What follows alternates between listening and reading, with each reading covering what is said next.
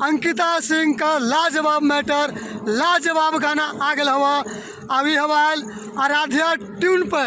आप लोग जाइए और बोलिए रतिया के सैया कांटा लेके सुतेला अंकिता सिंह, लवाक दे गाना आएगा, सुनिएगा। मर्द में हारू का मैटर हवा, मौगी है पूरा परेशान अपन मर्दवा से, कहला कि मर्दवा है रंगबाज, कह दिया दिन दहाड़े कदेला छोटे छोटे बात गाना हवा आराध्या टोन पाल हवा अंकिता सिंह के आवाज़ में।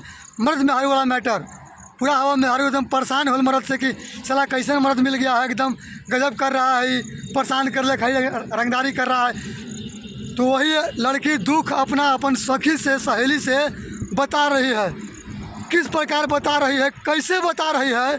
आप आराध्या टून पर जाइएगा, गाना सुनिएगा तो पूरा समझ में आएगा।